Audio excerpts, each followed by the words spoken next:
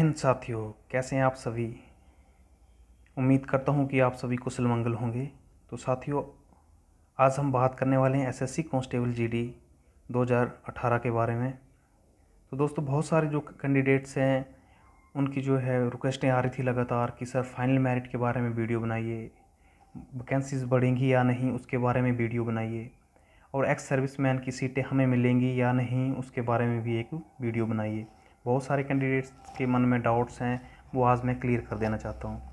तो दोस्तों, अगर चैनल पर नए हो तो चैनल को सब्सक्राइब ज़रूर कर लेना और बेल आइकन ज़रूर प्रेस कर लेना, ताकि आने वाली जितनी भी नई वीडियोस होंगी उनकी अपडेट्स जो है आपको पल पल की अपडेट्स मिलती रहेंगी। तो दोस्तों, यहाँ पर बात करते हैं हम फाइनल मेरिट के बारे में, ठीक है। तो फाइनल मेरिट का दो सिनेरियो है दोस्तों, वो ऐसा है कुछ कि चाहे कोई भी यूट्यूबर हो, मैं हूँ या अदर यूट्यूबर हों, अदर यूट्यूब चैनल हों, वो आपको सटीक जानकारी नहीं दे सकते हैं, ठीक है। ये तो डिपेंड करता है एसएससी और सीआरपीएफ की, मतलब कितनी मेरिट फाइनल में वो सेटअप करते हैं, ठीक है। तो मेरिट जो है आपकी फाइनल दोस्तों, वो डिपेंड करती है सिर्फ दो फैक्टर पर, ठीक है। Number of vacancies and number of total medical fit candidates, ठीक है। अगर नंबर ऑफ़ वैकेंसीज ज़्यादा होंगी और number of medical fit candidate कम होंगे तो मेरिट लो हो जाएगी, ठीक है। और नंबर ऑफ़ वैकेंसीज जो है आपकी कम होंगी और number of medicals fit candidate जो हैं वो ज़्यादा होंगे, तो जो आपकी मेरिट जो है वो हाई होगी, ठीक है। और वैकेंसी बढ़ेगी या नहीं इसके बारे में भी जानकारी दूंगा मैं। तो आपसे यही उम्मीद है मुझे कि वीडियो को शुरू से अंत तक ज़रूर देखना, और लास्ट में जो भी आपके क्वेश्चन होंगे वो आप मुझे कमेंट सेक्शन में जाकर पूछ सकते हैं। हर एक कमेंट का रिप्लाई रहेगा। आज तक आप कोई भी वीडियो मेरी उठा के देख लीजिए, हर एक कमेंट का रिप्लाई मिला है। किसी भी कमेंट का मैं रिप्लाई ऐसे नहीं हूँ कि मतलब नहीं दूंगा, अवश्य दूंगा। जैसे ही मुझे टाइम मिलेगा तो मैं आपका रिप्लाई ज़रूर करता हूँ। इवन जो है मैं लाइव रिप्लाई देता हूँ मैक्सिमम कैंडिडेट्स को, जैसे ही उन्होंने क्वेश्चन पूछा तुरंत रिप्लाई देता हूँ, ठीक है। तो करते हैं फाइनल मेरिट की बात दोस्तों, ठीक है।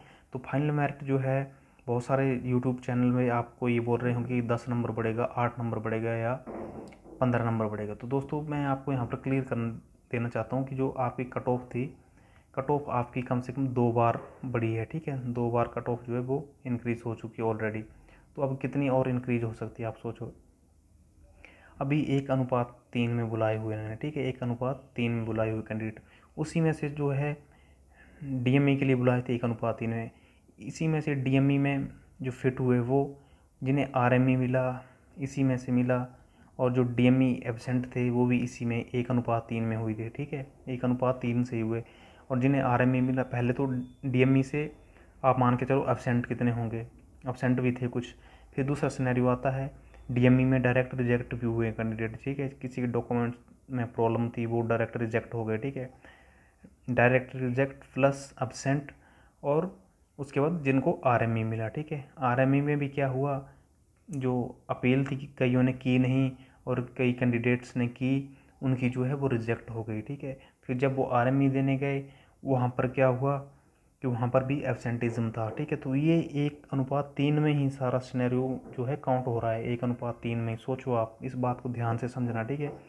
जो ये रट लगाए फिर है ना कि 10 नंबर, 12 नंबर, 14 नंबर इतनी बढ़ेगी मेरिट, 8 नंबर, ठीक है, उनको मैं क्लियर कर देना चाहता हूँ यहाँ पर कि जो ये सारे कैंडिडेट्स जो है ना, ये जो पूरी प्रोसेस हुई है डीएमई, आरएमई, ठीक है, और आरएमई अपील, एब्सेंट वगैरह जो भी हैं, डीएमई रिजेक्ट वगैरह, ये सब इसी में से हुए हैं, ठीक है। 1:3 में से तो कितने कैंडिडेट जो होंगे इससे वो आउट हो चुके होंगे अभी तक, आप सोचो। तो सपोज़ आप ये अनुमान लगाओ, यहाँ पर आपको ये क्लियर कर देना चाहता हूँ मैं, ठीक है, कि जैसे कि मेरिट है आपकी 72 पर, अभी 72 पर मेरिट है, और जो कैंडिडेट बोल रहे हैं कि 6 नंबर बढ़ जाएगी, 7 नंबर बढ़ जाएगी, ठीक है। 7 नंबर कैसे बढ़ेगी यार, अगर वैकेंसीज आपकी 400 है, ठीक है, 400 वैकेंसीज हैं, तो जितने भी कैंडिडेट हैं उनके क्या 78 मार्क्स हैं, जो 6 नंबर अचानक ही बढ़ जाएगी, इतना तो नहीं हो सकता ना।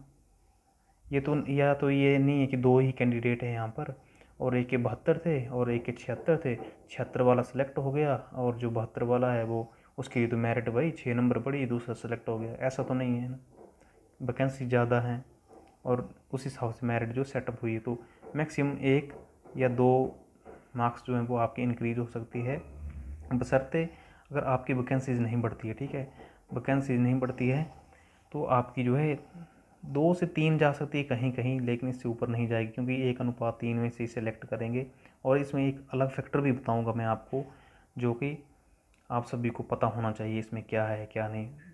अभी जितने भी यूट्यूबर हैं वो उसे कंपैरिजन कर रहे हैं 2015 से। ठीक है, कि 2015 में इतनी जो है मेरिट गई थी, 5 नंबर बढ़े थे, 6 नंबर बढ़े थे, इसको इस चीज़ से कंपैरिजन कर रहे थे। तो 2015 में बता दूं आपको उसमें हुआ क्या था 2015 में। ठीक है, उसमें ये हुआ था कि जो एक्स सर्विसमैन की जो आपकी वैकेंसी थी ना, ये एक्स सर्विसमैन की, ठीक है, खैर छोड़िए एक्स सर्विसमैन की बात पहले बाद में करते हैं, हम जो वैकेंसीज हैं वो बढ़ेंगी या नहीं। ठीक है, इसके बारे में आपको बता देना चाहता हूँ कि जो आपकी वैकेंसी जो है वो इस बार 101% जो है चांसेस हैं बढ़ने की। ठीक है, क्योंकि जो ITBP है, ITBP उसने पहले ही MHA से जो है नई बटालियन को बनाने की बात कह रखी हुई है, कि वो उन्होंने मांग की हुई है कि हमें नई बटालियन चाहिए। अगर वो एक्सेप्ट हो जाता है तब तो सही है उनका, तो वैकेंसी इसी में ऐड होगी। और अभी नित्यानंद राय जो मंत्री हैं उन्होंने मतलब कुछ जानकारी दी थी कि जो 1 लाख से ज़्यादा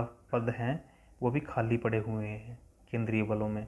और आज की न्यूज़ थी जलंधर का, कहीं जलंधर पंजाब का जो है वो न्यूज़पेपर था, वहाँ पे ये लिखा भी हुआ था कि जो है अभी तक जो भर्ती प्रक्रिया चल रही है SSC GD की 62,310 की, वो अभी तक ज्वाइन नहीं हुए हैं। और तकरीबन 1,11,000 के समथिंग जो पद हैं वो केंद्रीय बलों में खाली पड़े हुए हैं। तो मतलब 1,11,000, ठीक है, 1,11,000 के समथिंग पद जो हैं वो खाली पड़े हुए हैं। तो इन्हें कब भरेगी सरकार? तो ज़्यादा से ज़्यादा चांसेस हैं इसी में ऐड हो सकती हैं वैकेंसीज। ठीक है, जो बोलते हैं कि नहीं ऐसे नहीं होता है, ऐड नहीं होता है, सब कुछ होता है। ठीक है, 2012 में सोचो आप, 2012 में क्या हुआ था, 2012 का सिनेरियो मैं आपको यहाँ पर बताता हूँ। ठीक है, 2012 में क्या होता, 2012 में, ठीक है, 62,000 के समथिंग, 62,000 के समथिंग वैकेंसी निकाली थी। ठीक है उन्होंने, और लास्ट में 62,000 को ज्वाइनिंग दे दी उन्होंने। और उसके बाद जो मतलब 80 या 85,000 के समथिंग फिट हुए थे। ठीक है, 85,000 मान के चलो, ऐसे ही था कुछ, 85,000 के समथिंग। तो लास्ट में जो जिनकी कट ऑफ के बराबर नंबर थे, जैसे 70 की कट ऑफ है, तो उसको भी उठा लिया था। सभी मेडिकल फिट कैंडिडेट को ज्वाइनिंग दी गई थी, मेडिकल फिट कैंडिडेट को ज्वाइनिंग दी गई थी। ठीक है, तो ये तो हो गया एक सिनेरियो।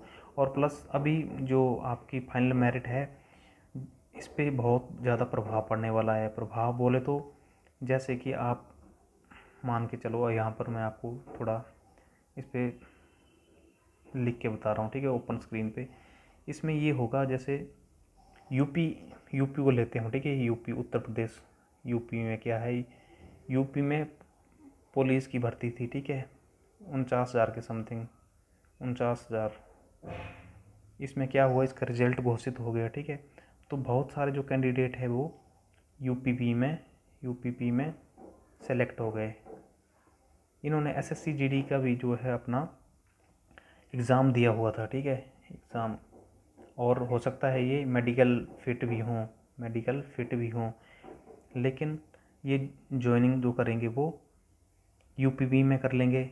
और इनका जो फाइनल रिजल्ट यहाँ से बन जाएगा, मेरिट जो बन जाएगी वो SSC में भी किसी का नाम आ जाएगा, SSC GD में भी, तो वो उसको ज्वाइन नहीं करेंगे। तो और लास्ट में क्या होगा, वो वैकेंसी जो होगी, वैकेंसी मतलब वैकेंट रह जाएगी। ठीक है, वैकेंट रह जाएगी अगर वो वेटिंग लिस्ट नहीं डालते हैं। ठीक है, वेटिंग लिस्ट नहीं डालते हैं तो वो खाली रह जाएगी वैकेंसी।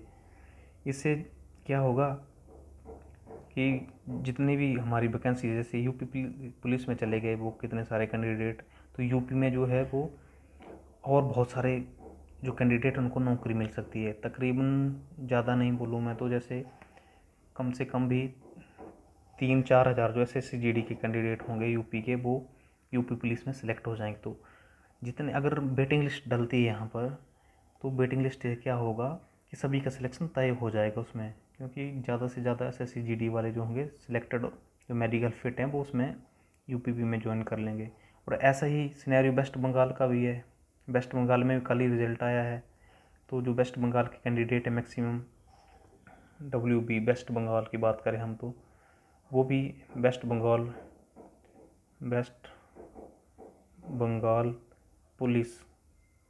पुलिस में सिलेक्ट हो गए हैं, ठीक है। तो यहाँ पे भी यूपीपी की तरह ही सेम सिनेरियो बैठता है। अगर वो वेटिंग लिस्ट डालते हैं तो बहुत सारे जो जिनका कट ऑफ के बराबर मार्क्स है, कट ऑफ से 1 पॉइंट 2 पॉइंट या 0.3 ऐसे ऐसे करके मार्क्स हैं, वो सारे सिलेक्ट हो जाएंगे। ये तो थी इस तरह की बात, सिनेरियो आपको मैंने समझा दिया, ठीक है।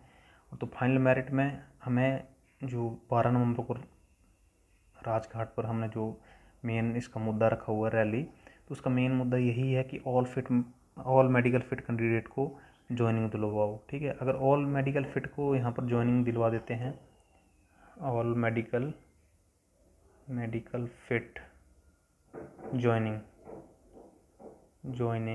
तो हमें जो है वेटिंग लिस्ट की ज़रूरत नहीं पड़ेगी, ठीक है। अगर ये ज्वाइनिंग करवा दे तो वेटिंग लिस्ट की हमें ज़रूरत नहीं पड़ेगी। अगर सिर्फ ये वैकेंसी इंक्रीज़ करते हैं, ठीक है, वैकेंसी इंक्रीज़ करते हैं, जैसे 10,000 कर दी इन्होंने, ठीक है, तो टोटल 70,000 हो गई, 70 के। और मेडिकल फिट कैंडिडेट होंगे कम से कम भी 85 से ऊपर, तो मतलब 15,000 जो कैंडिडेट है यहाँ पर वो आउट हो जाएंगे सीधे। तो इसके लिए हमें क्या करना है, अगर वैकेंसी बढ़ाते हैं तो हमें सरकार से ये मांग भी रखनी है 12 नवंबर को राजघाट पे, अगर ओनली वैकेंसी बढ़ाते हैं तो हमें वेटिंग लिस्ट चाहिए, ठीक है। वेटिंग लिस्ट वी वांट हमें वेटिंग लिस्ट चाहिए, ताकि जो 15,000 कैंडिडेट जो हैं वो लास्ट में सेलेक्ट हो जाएं। क्योंकि जो यहाँ पर 70,000, जैसे 10,000 वैकेंसी बढ़ गई तो 70,000 जो कैंडिडेट होंगे उसमें भी मुश्किल से दोस्तों 50,000 ज्वाइन करेंगे, मुश्किल से। ये 101% कह सकता हूँ कि 50,000 ज्वाइन करेंगे। तो जितने भी अगर 50,000 ज्वाइन करते हैं तो 20,000 वैकेंसी खाली रहती है, तो जो वेटिंग वाले हैं उन भाइयों को जो वो मौका मिल जाएगा डेफिनेटली। तो ये तो रही बात दोस्तों ऐसी जो मेरिट की, फाइनल मेरिट की। तो फाइनल मेरिट का हम कुछ नहीं कह सकते अभी, लेकिन जिस हिसाब से इसका सिनेरियो बन रहा है उस हिसाब से तो मुझे ऐसा ही लग रहा है कि इस तरह से ही काम होने वाला इस बार, ठीक है। तो अब बात करते हैं वैकेंसीज की। मैंने आपको बता दिया कि इस तरह से बढ़ेंगी, क्योंकि ज़रूरत है, अभी हर न्यूज़पेपर वगैरह में आ रहा है, तो सरकार को इस बात पे ध्यान देना होगा। और जो एक्स सर्विस मैन का बता रहा हूँ दोस्तों मैं यहाँ पर, इसका एक्स सर्विस मैन का बताऊँगा आपको इसमें क्या सीन है। आपने 2015 की भर्ती देखी थी, ठीक है। 2015 में एक्स सर्विस मैन की तकरीबन 6500 की समथिंग सीटें थी, ठीक है। 10% होता किसी भी भर्ती का, जैसे 60,000 है वैकेंसी टोटल, तो उसका 10% जो होता है एक्स सर्विस मैन को जाता है। 10% मीन्स 60,000 का 6,000। अभी हमारी जो पोस्ट हैं उसमें 6200 का हम 10% निकालेंगे ना, सॉरी 62,000 का, तो 6200 निकलेगा, ठीक है। तो जो हमारे जो वैकेंसीज़ हैं उसमें एक्स सर्विस मैन की जो सीटें हैं वो 6200 है। अगर 62,000 में से 6200 आप कम कर दो तो जितनी भी बची वो सीटें वो हमारी हैं, और बाकी 6200 एक्स सर्विस मैन की है। तो लेकिन इस बार जो भर्ती में इन्होंने स्पेशल लिख रखा था, आपको यहाँ पर PDF में दिखा देता हूँ मैं, शायद इसमें तो नहीं है, ये वाली PDF इसमें नहीं है। जो मेन नोटिफिकेशन वाली PDF थी उसमें दिखाऊंगा मैं आपको, स्क्रीनशॉट लेके आपको दूसरी वीडियो में दिखा दूँगा। एक वीडियो पहले ही बनाई, उसमें मैंने बताया हुआ सभी को। तो जो इस बार जो उन्होंने स्पेशल लिखा हुआ है कि अगर एक्स सर्विस मैन की जो है वो सीटें फिल नहीं होती हैं पूरी, हमें सूटेबल कैंडिडेट नहीं मिलते हैं, तो हम जो हमारी ये जो एक्स सर्विस मैन की सीटें होंगी ये नॉर्मल कैंडिडेट से फिल करेंगे। इसका मतलब ये हुआ कि जो 6200 की समथिंग जो सीटें इनके लिए फिक्स हैं, अगर इनके जितने भी कैंडिडेट हैं, इसके अभी मैं बता दूं दोस्तों आपको एक्स सर्विस मैन के ऑल इंडिया में कितने कैंडिडेट हैं, आप इन नोटिफिकेशन में चेक कर लेना। तो टोटल मिला के जो हैं SSF में 86 हैं, और NIA में 3 हैं, और जो बाकी बच गए जनरल डिस्ट्रिक्ट, बॉर्डर डिस्ट्रिक्ट वगैरह में, टोटल मिला के इनको 300, टोटल मिला के यहाँ पर लिख रहा हूँ मैं आपको, टोटल मिलाकर जो कैंडिडेट हैं वो हैं 353 कैंडिडेट हैं, और वैकेंसीज कितनी हैं इनकी 6200, ठीक है। 353 है दोस्तों। इसमें मेडिकल फिट कितने होंगे और क्या नहीं होगा वो अलग बात है, लेकिन 6200 वैकेंसीज में ये है, और इसकी हमारी जो है पूरी की पूरी वैकेंसी जो है वो फिल की जाएंगी, इतने ही कैंडिडेट हैं एक्स सर्विसमैन। तो एक फ़ायदा हमें ये भी मिलने वाला है, जबकि ये 2015 की वैकेंसीज़ में ये नहीं हुआ था। आप 100% वन चेक कर सकते हैं, उसमें नोटिफिकेशन में स्पेशल लिखा हुआ है ये बात। 2018 का जो नोटिफिकेशन था उसे ढंग से पढ़ना, ठीक है। तो एक्स सर्विसमैन का जो हमें बेनिफिट यहाँ पर मिलने वाला है, और प्लस इसमें वैकेंसीज़ और बढ़ती हैं तब तो बल्ले बल्ले है सभी की। और कोई भी भाई जो है किसी को डिमोरलाइज मत करो। जिसके ज़्यादा मार्क्स हैं वो हमारा ट्विटर कैंपेन पे साथ नहीं दे रहे हैं या कुछ नहीं कर रहे हैं, तो आपसे एक ही मेरी गुजारिश है कि अगर आपके 7 नंबर ज़्यादा हैं, 8 नंबर ज़्यादा है, ठीक है, और मेरिट हाई चली जाती है, अगर आप अभी हमारा जो है जिनके नंबर कम है उनका साथ नहीं दे रहे दोस्तों, अगर आपकी चॉइस है CISF, ठीक है, अगर मेरिट हाई चढ़ जाती है तो अगर आपका नंबर नहीं आया, मानो 6 नंबर ज़्यादा हैं आपके और किसी बंदे के जो है 8 नंबर है, 8 उसकी CISF है, आपकी CISF ऐसे, ठीक है, और उसको CISF मिल जाएगी, आपको कोई और मिलेगी, आपकी चॉइस वहाँ पे मर जाएगी। आपकी चॉइस तो CISF में थी जाने की, ठीक है। तो इस तरह से कोई भी ना करें, ज़्यादा से ज़्यादा जो है वो बढ़ चढ़ कर इस कैंपेन में हिस्सा लें। 21 नवंबर को भी अभी वो रखा गया हमने कैंपेन ट्विटर पर रणवीर सर के साथ, और राजघाट को ज़रूर आएँ 12 तारीख को, ठीक है, ताकि सभी जो मेडिकल फिट कैंडिडेट हैं उनकी ज्वाइनिंग हो सके, ठीक है दोस्तों। तो मतलब इस लड़ाई को हम साथ में लड़ेंगे और साथ में ही ज्वाइनिंग करेंगे सभी दोस्तों। आज की वीडियो में सिर्फ इतना ही। अगर मेरे द्वारा दी गई जानकारी आपको अच्छी लगी हो तो कमेंट सेक्शन में आप जो है मुझसे क्वेश्चन पूछ सकते हैं। आपके जो क्वेश्चन है मैं उसका इंतज़ार करूँगा, हर क्वेश्चन का रिप्लाई करूँगा। और दोस्तों लास्ट में एक ही बात, अगर जानकारी से सहमत हो तो घुमा दीजिए घंटी और कर दीजिए सब्सक्राइब चैनल। तब तक के लिए जय हिंद, जय भारत, वंदे मातरम।